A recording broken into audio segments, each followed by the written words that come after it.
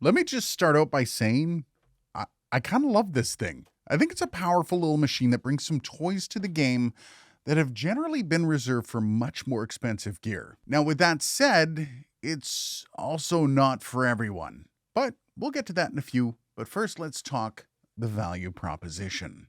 This thing is basically a streamer's dream for an audio interface. It's marketed as a one-stop shop for both recording and streaming, and it does that by offering a couple big bonuses. Now, the first is onboard DSP, which is digital signal processing, which is a big deal at this price point, which in layman's terms, it allows you to run processing like EQ, compression, and all the like, all without having the latency. Now, why it's such a big deal is because it's done all on the processing on the unit instead of your old rusty computer.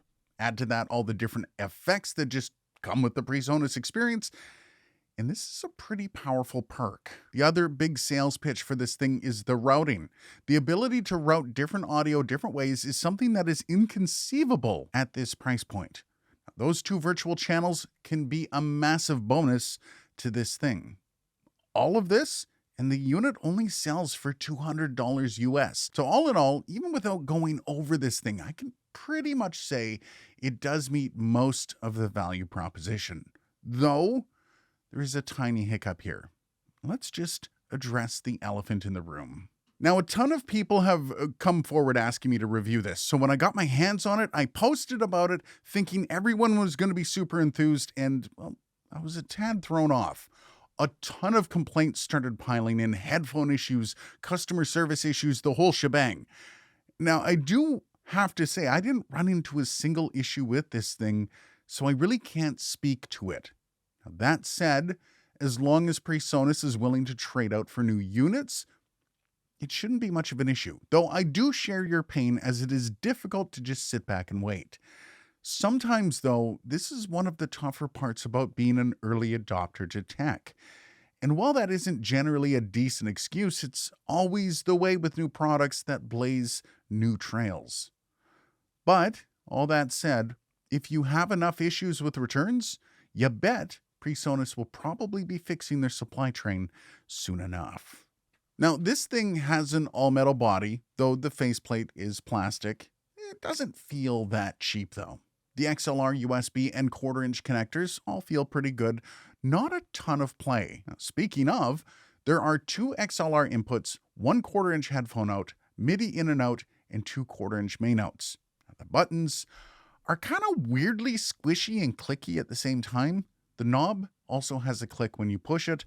That's pretty decent all around. The screen, though, is absolutely tiny, but it clearly gets a ton of information across, which I can say is rather impressive. And lastly, the unit is slightly angled up, which I absolutely love.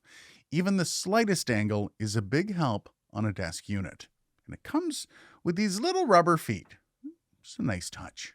Now, as we said before, this thing is 2 in and 4 out. It's 96 kilohertz and 24-bit. It's 20 Hz to 20 kHz, dynamic range of 105 dB, EIN of neg 126 dB UA weighted, which I'm going to say is a tad low, but then with all the add-ons and the gain offered, I don't think that's going to be much of an issue for most. The headphone output power of 40 milliwatts per channel into 56 ohms, I gotta say, had no problem driving my Shure SRH 840s. So I'm not going to do a complete walkthrough on all the routing and the effects. I mean, there's a ton of videos out there walking you through all of it. So to keep this video under 40 minutes, I'm just going to let them take the bulk of all that. That said, there are some things I do want to focus on that really do sell this thing. And first off, the effects that you have with this thing really do make this a must-buy if you're a streamer. As I said before, almost zero latency, and the compression alone makes this thing a beast. The EQ as well, and once you dial these things in, you can get some amazing sound out of this thing. But I will caution any use of the gate. They can easily make your audio sound like absolute trash. The only thing worse than a hum or a buzz in your background is having it stomped out each time you stop talking. It gets super annoying really quick. That said, gates can be super helpful if your background isn't too bad. So if you find yourself really needing that gate, clean up your background first. Now, these all have presets on them, and once you start wading into the settings, you can really dial it in. But again, I will have to say this isn't a super simple process, so make sure this is your dream setup. Set some time aside for that learning curve. And with that said, I also kind of have to point out the same thing about the routing.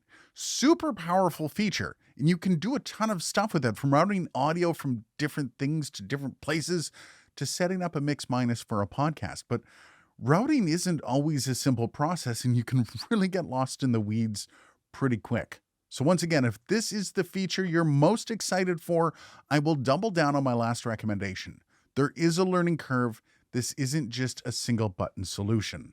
Routing and effects can take time to learn, but yeah, it's a super cool feature. All right, and we are on broadcast vocal. Let's get that high pass filter off too. Maybe we'll hear some of the sound. You can already hear sound on this.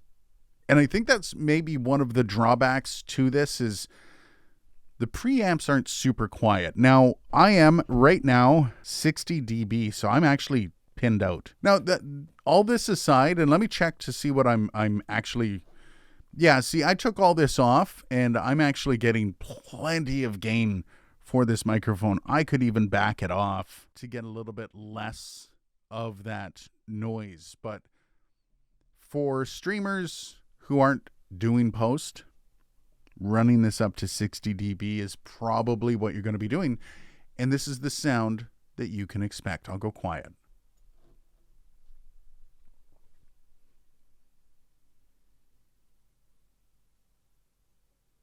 Okay, so we're going to be taking a look at the gate now.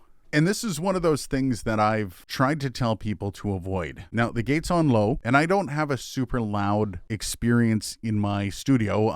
I don't turn air conditioning off. I don't turn machines off. My computer's running behind me. You can just hear the room when you're sitting in here. It's not it's controlled, but it's not super controlled. So now we have the gate up to moderate. And this is where I think a lot of people are going to be going for. And you can hear it kind of stomping down my voice. And you can hear also when I go to talk, it takes just that millisecond to kick in. So to release the gate.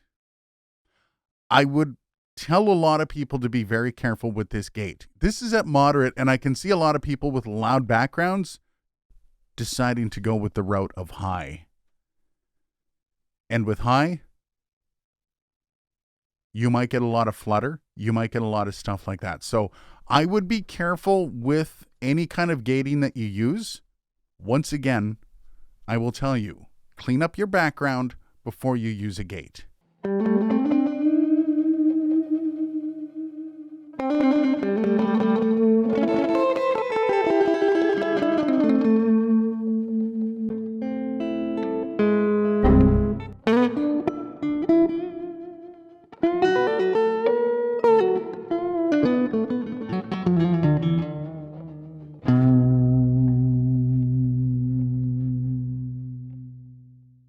Okay, then, let's start out with the cons.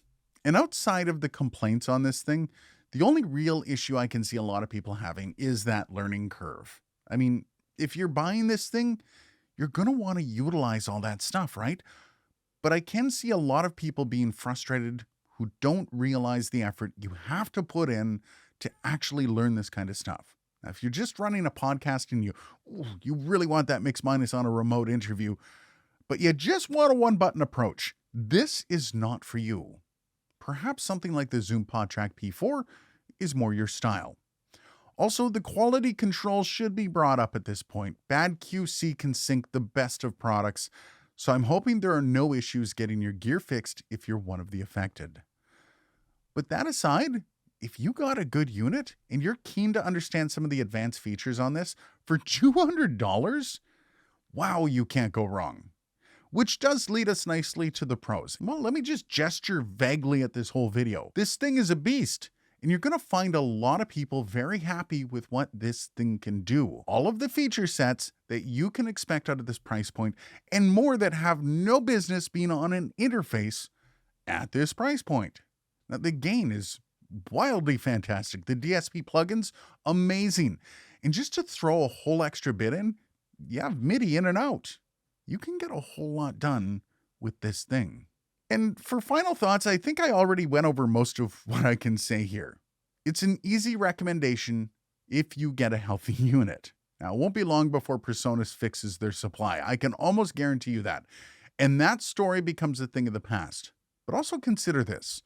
PreSonus is well known for updating their products with new models. So this might just be the beginning of a cool new line, maybe something to look forward to and keep an eye on for sure. But what do you think of the unit? I'm going to leave my comments open. Do your worst, internet. Let me know down below.